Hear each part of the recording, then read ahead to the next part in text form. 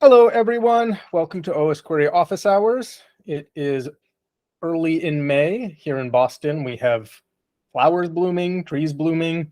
Not sure where the rest of you are, but maybe it's spring. So hope things are looking nice.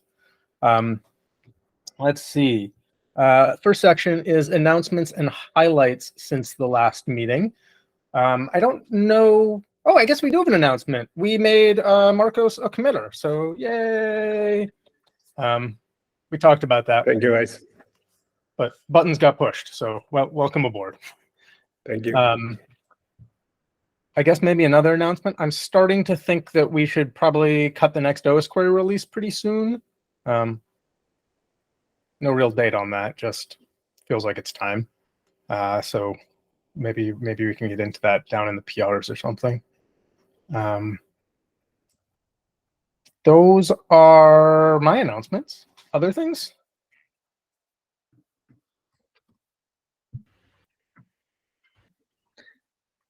Yeah, not exactly an announcement. I just remembered that we have a small new issue on the AR64 runner. Since you talked about releasing, we should fork that repository that is still owned by Teddy, which has the logic for launching the runners, etc. We have to update some of the actions being used there because they were deprecated, and now, yeah, they did not exist anymore. At least not with that version, and we have to update them. Otherwise, it doesn't run.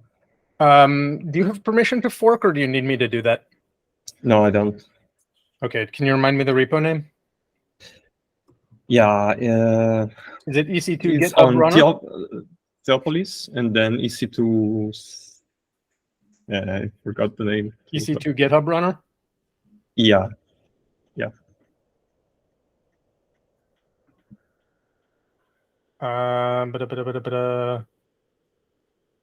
It is forking as we speak.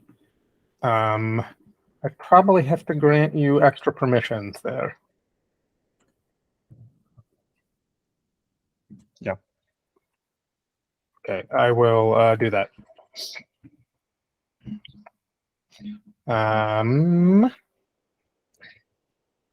Yeah. And in the next days, I'll try to I'll fix that. Try to fix that. Yeah, I'm gonna probably grant build wardens permission to that. You might already have it. I don't even remember. I don't remember how much GitHub permissions are set up. Well, I have them on the Osquery repository. I'm not sure what will I have on this new one. Yeah, I don't remember. Take a look. Yeah. I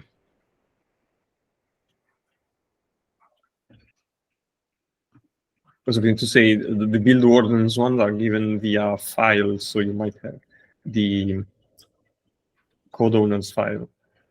Okay, so build wardens now has maintained access to this new repo, so go nuts. I have set 0 branch protection rules. Okay, thanks for raising that. Other announcements? Okay. Next section is designed as an open section. If anyone dropping in has any questions, issues, PRs they want to discuss. I mostly see the regulars here and Jeremy. Oh yes, welcome Jeremy. He's a coworker of mine who submitted a PR to us, so I bet he wants to talk about that.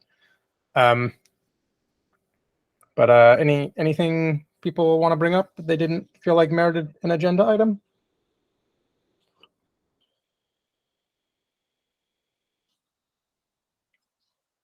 Okay.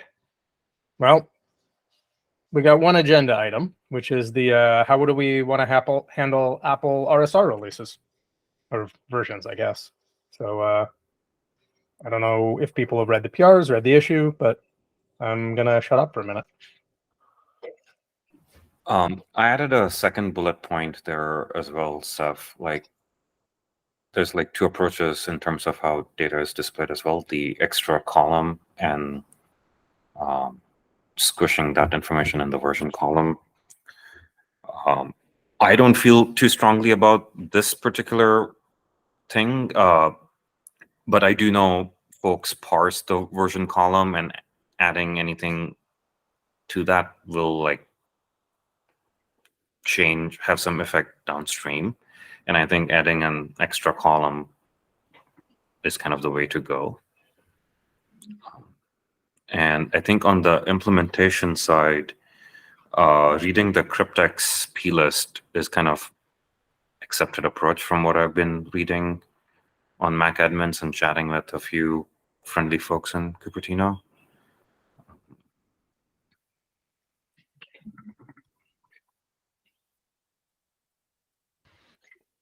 I would add to that, from the Osquery point of view, that using the native APIs is the way we want to go. We want to leave behind the internal queries because, I mean, yes, they are easier to write, but they add unnecessary overhead dependencies on things we don't want to depend on, etc. So it's also more testable. Exactly. Sorry. And cryptexes are present on iOS as well, so I don't think they'll be just going away. Stefano, which one were you advocating for? The native solution. And Shari was adding that, yeah, that native one is also present on iOS. And I didn't realize that, yeah, those are actually two different places you're getting the information from. But what? So I'm looking very puzzled because you said the native solution, but like one of these is an API call, the other one is a file read. So which of those is native? no, the other one is the table is doing a select on the plist table. So that's what I'm referring. I'm referring to not create tables that select other tables. Okay. And Yeah. if there are two tables that depend on something, well, something in common, they have something in common, to create APIs for it, that then they can be testable. And when you use native APIs, you're kind of forced to, which is why I was saying, yeah, prefer the native API. I'm not sure what the native API is here.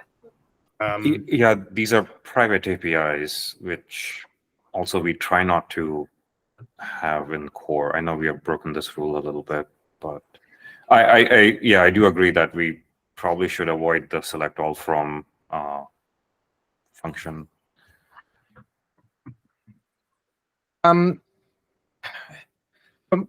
My guess, so coming at it from the schema side first, we document version as being the pretty display version, and I think we should do whatever Apple does for that. And then I think we should sort of add the extra column because that's what Apple does. So I think we basically end up with major, minor, patch, extra, build, and then like a display version.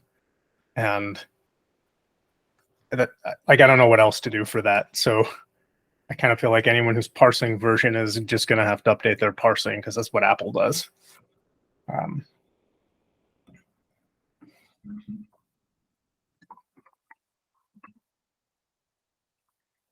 And at least for the implementation side,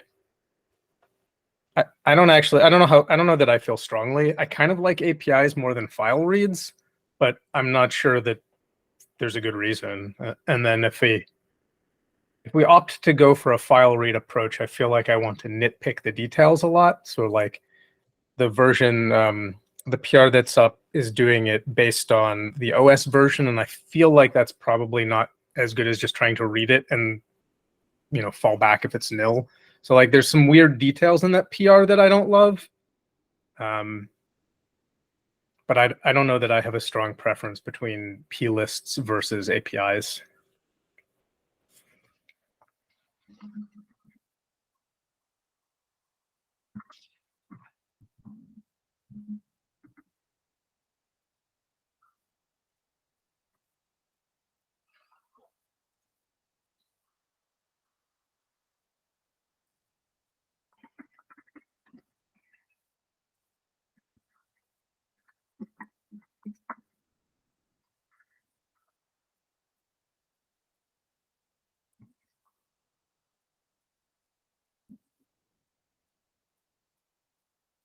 Other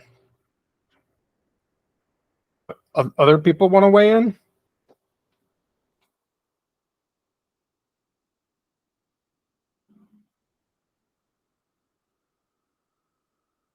Jeremy, you want to say anything?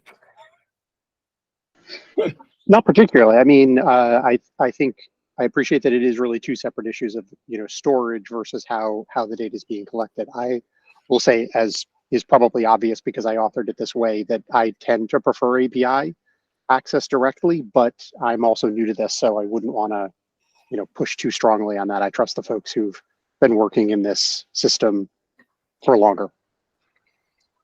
Charvel, you mentioned the Mac admins community seems to be following the cryptx plist direction. Do you have a sense of whether or not, is that from the Apple people, or is that because a bunch of the Mac admins people will just do whatever they know how to do fastest? That is from one Apple people. They suggested it's easiest, we already have a plist and it's not gonna go away anytime soon. Okay, that's actually not a very compelling argument then. The plist files have been changing every couple of versions of macOS. It's kind of one of the bigger maintenance problems. I mean, I remember crash dumps, kernel dumps. A lot of these were some kind of file format that was sort of okay for like 5 years, and then it radically changed. So The I Wi-Fi don't know. one, yeah. Yeah, the I mean, I Wi-Fi can one speak- too. Yeah.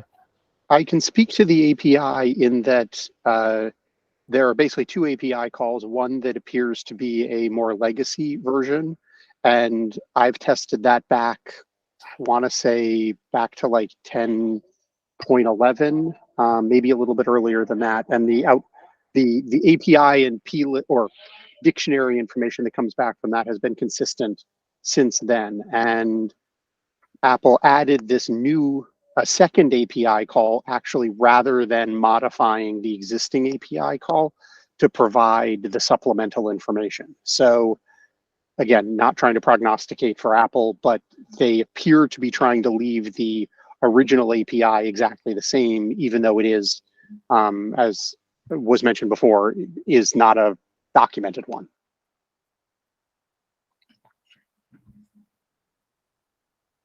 Yeah, the PR builds fine and works on 10.11. That's what I built it on as well.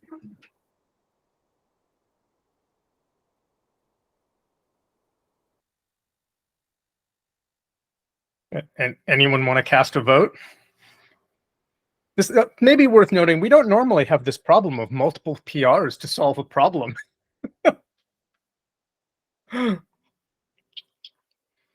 I guess there's probably some complicated meta issues too. I think upticks is also bogged down in the CLA. But Yeah, I think they finally did finish the CLA thingy, but yeah.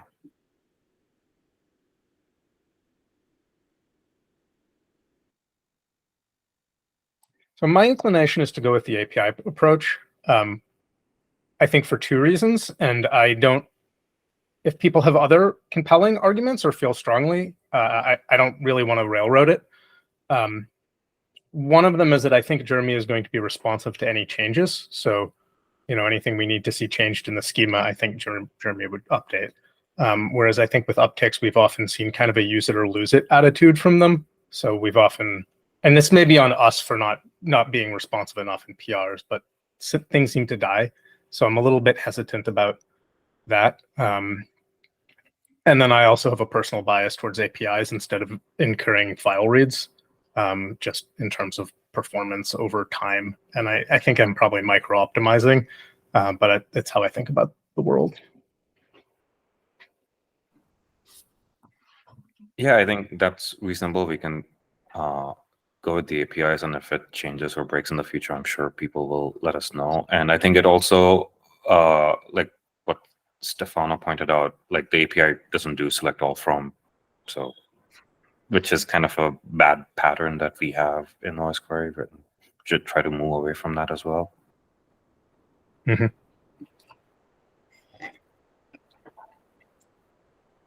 Okay, Anyone feel bad about this?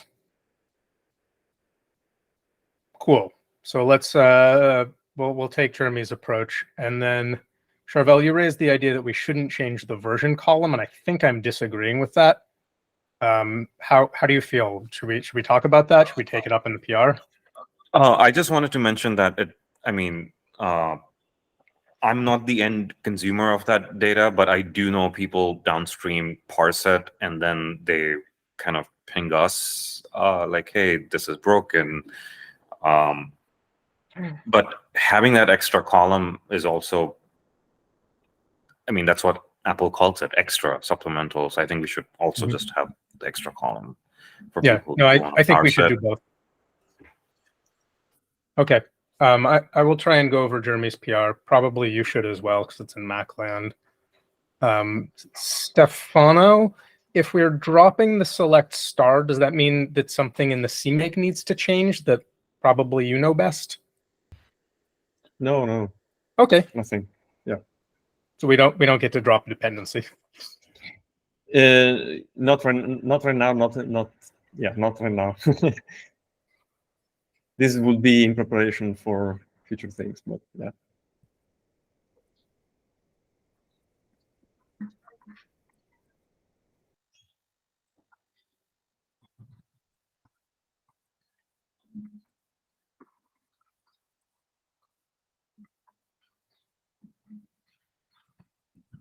Okay. So we'll use the API. We'll gain an extra column, and the version column should match Apple's display, which basically means it gains the parenthetical A.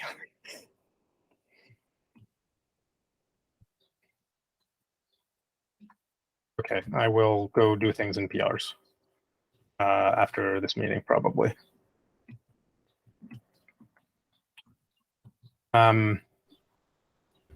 We should try to land this before we cut a new release. I agree. Yeah. So let's take a quick peek at security things, and then maybe release things, unless other people want to bring anything up.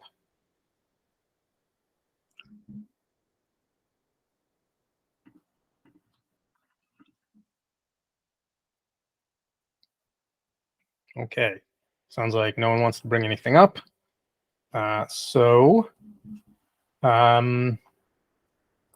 Security things. This is this URL using Stefano's amazing automation tooling.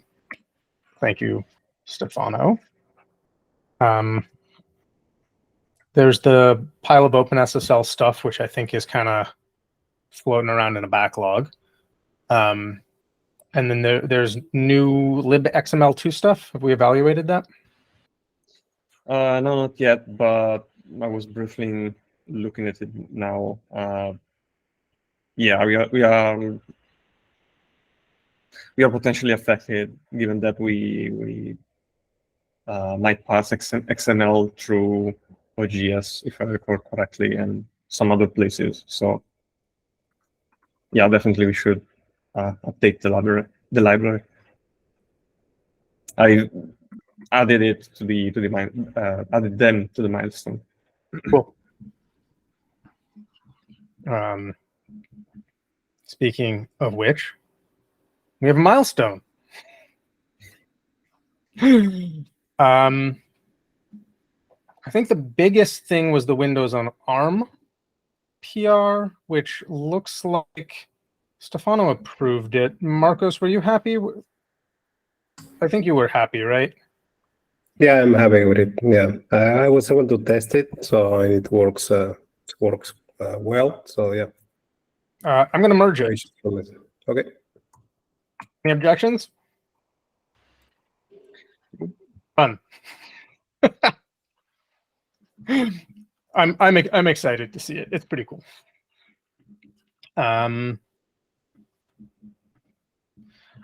Let's see.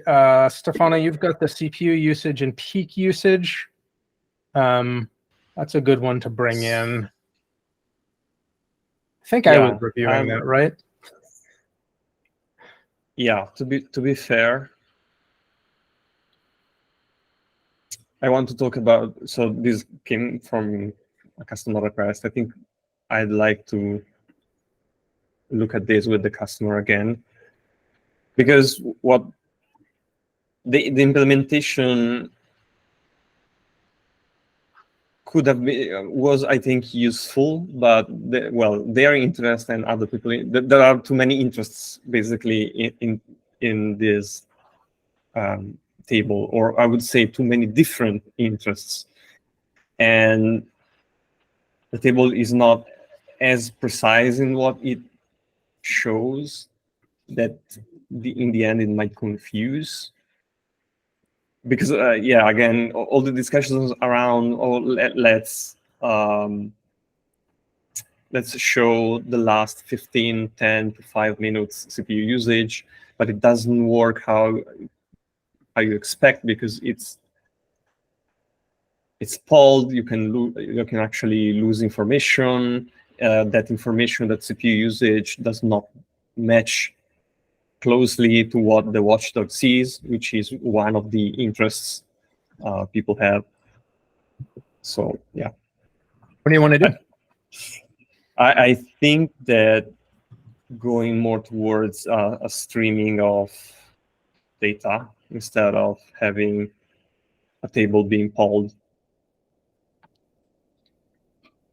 What is a stream of data? Are you imagining like so putting it in the events table, or like a new events table?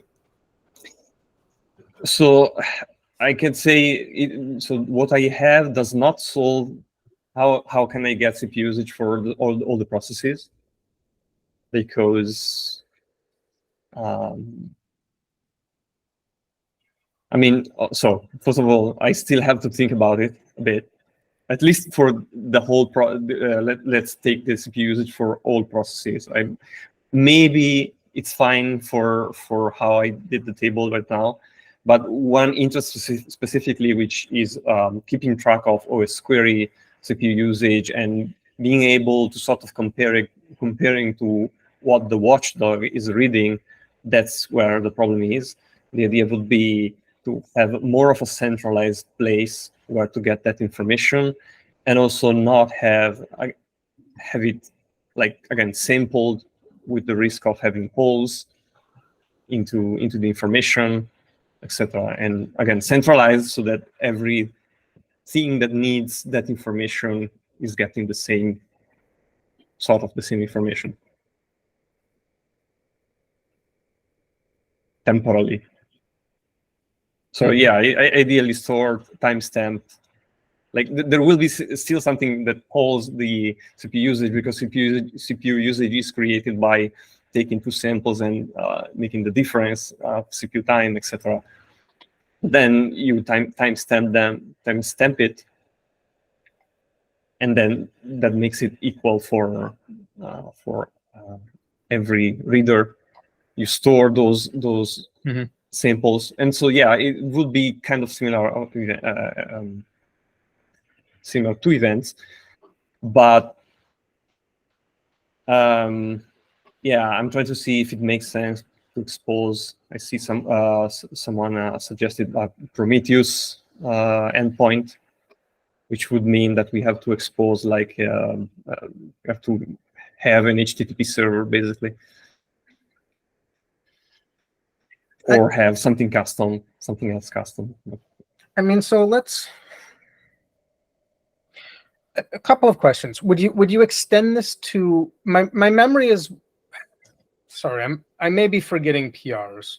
Was this only monitoring the Osquery processes, or was this monitoring all the processes? No, this is monitoring all the processes, and plus there is an option for performance, and because the interest was also Osquery to filter all, like ignore all the rest of processes except the worker.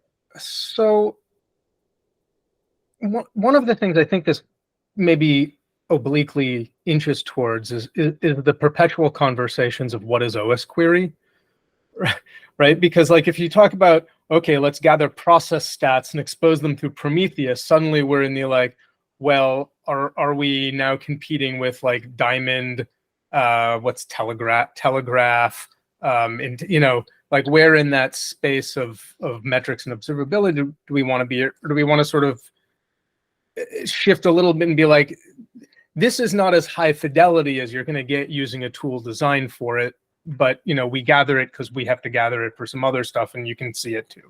Like where do we want to be on that? Yeah, that's why I was saying. Yeah, you make a good point. What I was mentioning earlier, I'm still not too sure. Again, maybe the CPU usage for all the processes can stay as a table. To be fair, I have to look again what were all the issues I have thought about it. But specifically for instead for Osquery only, for Osquery information, there the reason is that we want to have more precise information, again, to be able to correlate with Watchdog, but we also want to augment, we'd like to augment those kinds of metrics to know more specifically what Osquery is doing during certain time windows, like, okay, it is executing this query, a scheduled query, distributed query, is this publisher is processing events, etc. Because right now, we don't have as much visibility inside what Osquery is doing. Like logs do tell you some things, but it's difficult to reconstruct a continuous view of a history, basically, of what happened. I mean, that's a big can of worms, because suddenly you're talking about trying to add CPU utilization data to query execution times and like construct a full time series history of what's happening. So that's it's a little more. I guess if we kept it inside the Osquery model, I feel like you could imagine a table of process execution process CPU times, right? That looks like some evented table, just gets stored in memory. And you could imagine a table of like execution timelines, and then you could imagine joining them.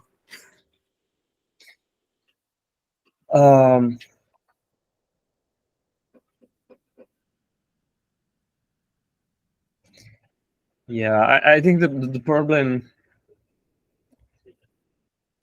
I don't know, we have to see, because I always feel like a bit about the performance of it, or the joining part, especially with events. We have experience on the expirations, and when do you expire events, how long you keep those events so that you can make those kind of joins, etc. So giving a stream that has everything you need.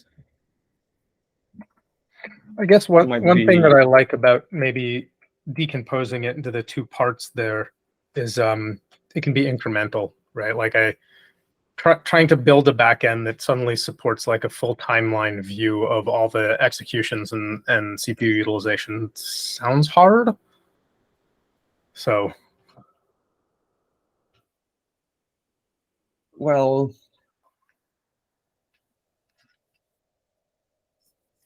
I mean, I'm not sure what you have in mind, and at the same time, these are still, I mean, ideas. I know for sure that we need, we often face issues in understanding, or at least the user face issues understanding quickly what is happening in Osquery.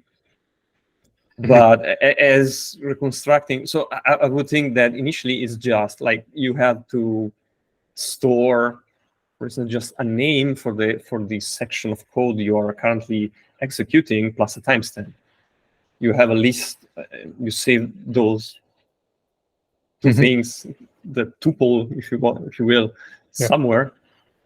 Then you have to simply go through that, and you don't even you don't even have to do any visualization. You just send that stream, so the other side can deal with that data.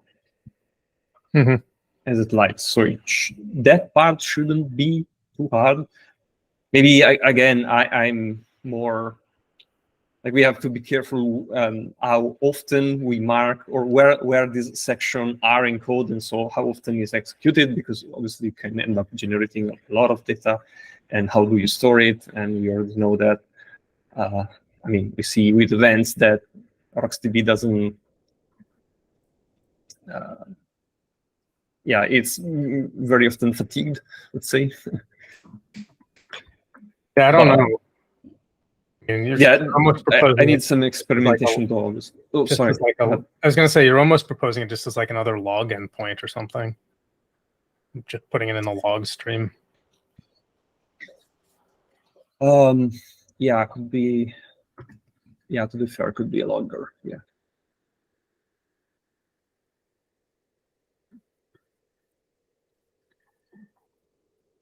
I guess I bias towards tables, even though maybe RocksDB is terrible, just because everything else is in tables. Tables is the Osquery way, but it might be wrong.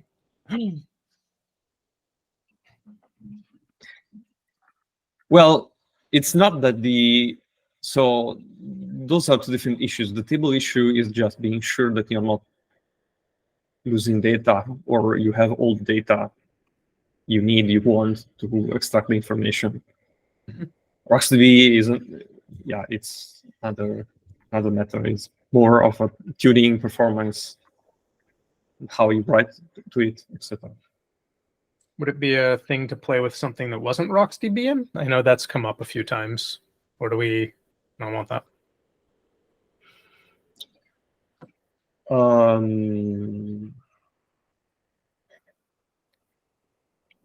Don't know. No, I mean, at the same time, I don't think we have done any kind of serious tuning. Like, we still have many places that have to be quite optimized, actually. I mean, how they write, especially how they delete. For instance, there is an old issue about loggers that delete log lines one by one. In theory, we could try to, when going to delete the log lines, we can try to determine if the IDs or whatever we are using as a key, if that batch is continuous, and it should be because we are deleting them in order. And so we delete in batch instead of one by one. There are other cases maybe in publisher that, again, they should be batching more writes. Mm-hmm.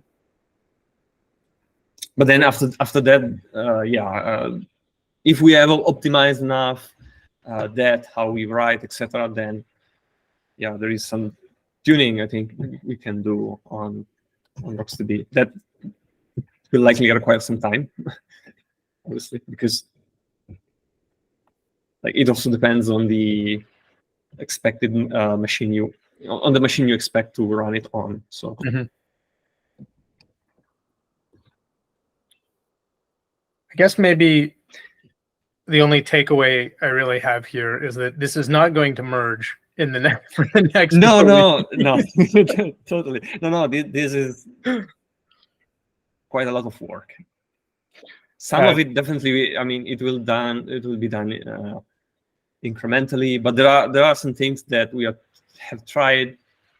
Like we've tried to look at single issues and try to solve single issues without looking at others. But I think the end result is not working, and we need a more coherent solution. So we have to touch multiple things together. Mm-hmm.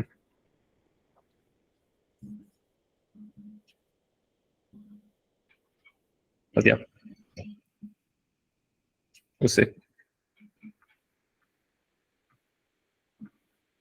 Okay. What else do we have in this milestone?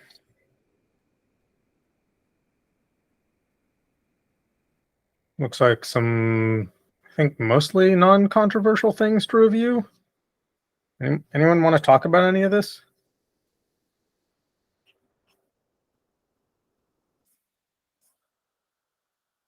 Okay. There's a bunch. There We're is- getting. Sorry, someone's saying something. Yeah, that's means. Yeah, there is this new search, Windows search table. Mhm. So I think that there are some opportunities to improve when it comes to the code, but the main thing is the table schema. So we need to decide. I tagged you over there because we need to decide how the schema for that table will end up looking. So Mhm. yeah. If we manage to get that in place for the next release, that will be great. Because I think the functionality is quite cool, actually. Yeah. Sorry, I'm reading this very quickly. Okay, so James works with me at Collide. Okay. And in Collide, we do a lot of things with EAV style tables. Similar to like JSON data or plist data, we just do a lot of EAV style tables. So some of, I think, where James is coming from and how to return this is from that EAV perspective. I see. We're dealing with an underlying data source, and I don't know if we know what the columns we want to return are, so we just end up doing things EAV style and letting the caller kind of figure it out and pivot. I recognize not everyone likes the EAV styles, and it does require somewhat more advanced SQL. So I think that's maybe what we're going back and forth on that, or what you two are going back and forth on. So I don't have a simple answer. Okay. But I can tell you that's a bit where we're coming from. Good. Yeah, just want to mention this because I mean, if you need, if James needs help on implementing this stuff, I am open to work with him on getting this table in the upcoming release. Mostly because I think that the functionalities will be a good addition to Osquery. Mm-hmm. So how do you? So you're sort of proposing a table where we like a priori pick 7 common looking properties, make them top level columns. What do you do with the extra properties? I mean, there is the distinction for this functionality. There is the distinction of the properties you can search, you can use on this at search time, let's say, and then on the results of those of that search.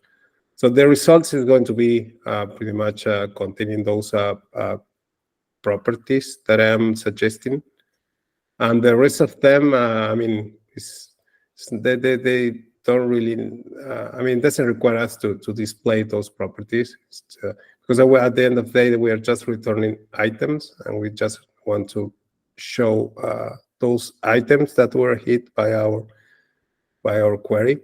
So we don't really have to put those properties that we are passing on the search query. We don't have to put the results for those actually. When I think about, so when I look at this, right, I see properties like name, path, size, date created, date modified, attributes, owner type, locale, right? Those are all columns that you could query out of Windows search, right? Yeah. What are the other columns you could query? That's depend on the item that you are querying for. For example, the Windows search supports querying for I don't know, different file formats. So you can query for the length of an MP3 file, for example. You can query for the subject of a EML file, which is an email. So it really depends on the item that you are looking for. So there could be actually a big number of properties, Right. Which will make a bit difficult for someone consuming the table to standardize the results and be able to action on the data. As you say, they will end up causing the people that using this table to create more complex SQL queries in order to be able to extract the information from there. So the thing that I personally like about EAV tables is that while you do have to construct more complicated queries, you don't usually find yourself in a situation where you have to change the schema or deal with, oh, if only I had access to this column. So I don't know quite enough about the underlying Windows API. I'm much more comfortable with something like JSON, where it makes a lot of sense to me, or like our plist table, right? The plist table is fundamentally an EAV table. I see. Because Okay, that's a good point. Maybe I can have a look at the implementation at the scheme of the P3 table, the thing that you mentioned, and see how that works. Yeah. So it's like EAV yeah. is a data warehousing term for entity attribute value. And you end up with like you might say the path is the entity name, and then it has a value, a key and a value, an attribute and a value. So path would be consistent everywhere, and then you have a name and a value. And then what you end up doing is you'd have to tell the implementation which attributes are we selecting, and then you would get back many rows, and then you would pivot them into making whatever the ultimate table that you desired was. We do this a lot with CTEs and things. So inside Collide, we do a lot of read this plist, read this JSON file, read this weird source of data. It comes back as an EAV, and then pivot it to get something reasonable. I just mostly when I deal with these APIs that can produce 5 common things and then like 100 things that maybe you care about and maybe you don't. I don't know. It's like either you take the extra things if you want them and you pack them into like a JSON structure in an extra column, and you have to unpack the JSON, or you put it into an EAV style and pivot it. And I don't know if there's another way. And I don't know if other people have thoughts or preferences or something.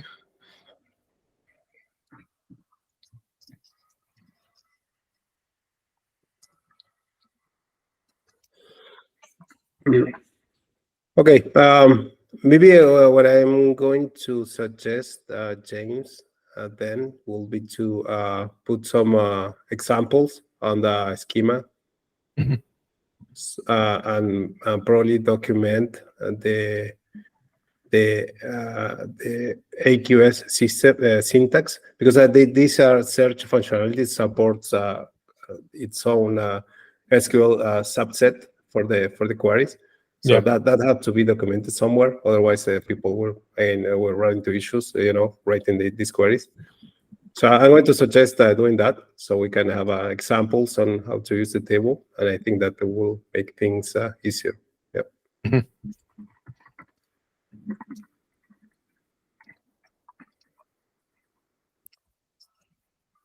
Taking a note in the ticket right now.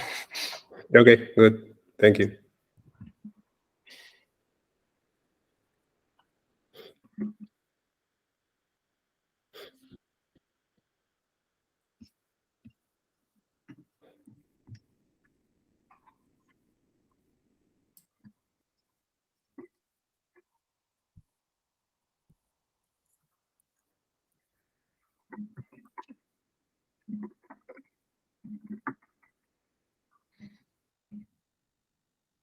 Yeah, I almost wonder if we want to hang examples in our docs somewhere of like how to use Windows search, how to use MD-find. So I feel like those are like they're a pair in a way.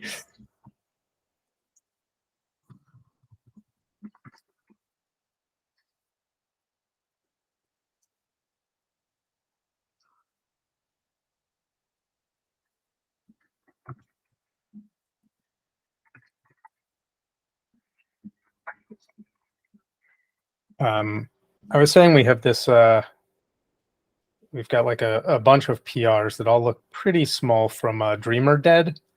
They look like small code cleanup stuff. I think, Marcos, you've been eyeballing these, right?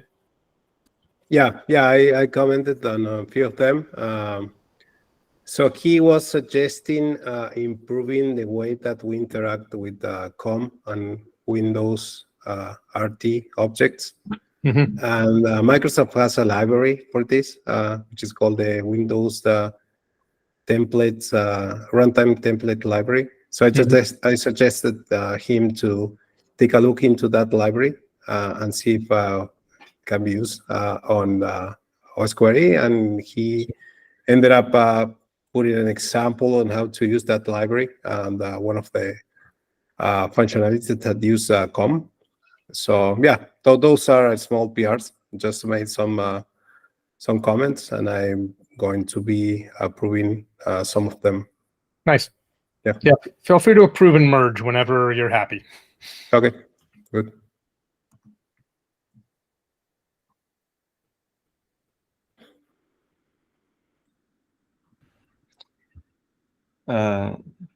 I see for the improving list directories in directory PR. I see that you added a comment about the changes between the old implementation and the new one. I was going to ask how the I see you wrote that the new implementation does follow or does list directories which are inside symlinks. Wait, let me. Yeah, it's kind of tricky. Yeah. Okay. So my the idea question is was that does it recurs though? Yeah. Yeah, so there is a parameter that you can pass to that on the signature of that list directories in directory, that where you can ask the function to perform a recurrent listing. So in the case of the glob functionality, whenever you have a sim link to a directory, which is a junction in Windows, whenever you have that, if the target directory of that sim link happens to have a directory inside of it, the old implementation will not list that directory inside of the target of the sim link, and the new one, it will end up listing that directory. So that's it's a bit tricky, but yeah, that's the case. So yeah, the only thing, so it does not do recurs, even if you ask it to. It does not recurs inside junctions, because the risk is loops. Oh yeah, that So it does not will not happen. Does not follow. It just goes one step in the junction, and then it stops. Yes. Yeah. Okay. So what you mean is that it's not going to going into a loop, but if the target, the target of that sim link happens to be a directory, it will list a. I mean, if there is a directory inside of the target, it will list that.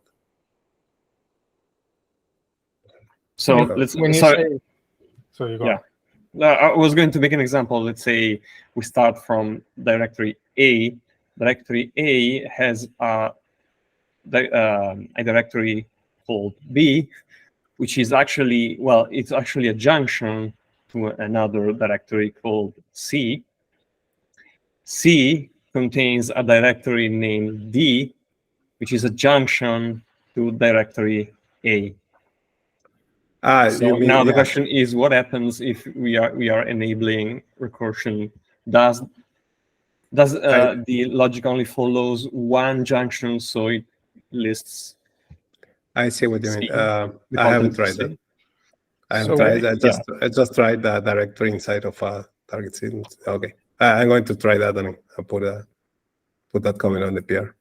When you say inside, I think one of the things that is throwing me is that's inside a Windows shortcut or whatever, which is like not quite the same as a symlink. Yeah, I mean, I'm calling symlink just to easy understanding, but yeah, it's a directory junction. Yeah, will be the right term. So, I mean, I think there's even a more direct loop here, right? Which is that if B is a junction to itself, or if B is a junction back to A, right? So, like, what happens in those cases? Mm. And I think as long as it only reads once, as long as if you say list A and it says, okay, I listed the target of A, here you go, then there shouldn't be a loop. But if like it reads A and then keeps reading, then you can land in a loop. And you don't even have to have, just if A is a pointer to A. Yeah. Yeah. Yeah, because in that case we wouldn't want to not do the recursion. Like even if asked, we would like to stop the recursion. Yeah. Yeah. Good then. Yeah, that's a good point.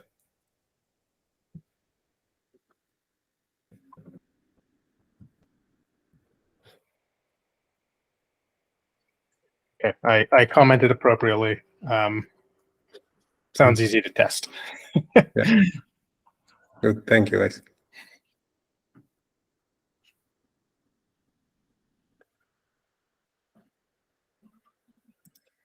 Other stuff? If not, maybe we end this a few minutes early. As always, thank you all for PRs and reviews and showing up. So, okay. Thus ends another office hours. Thank you, guys. Thank you. Thanks all. Bye. Bye. Continue. Right.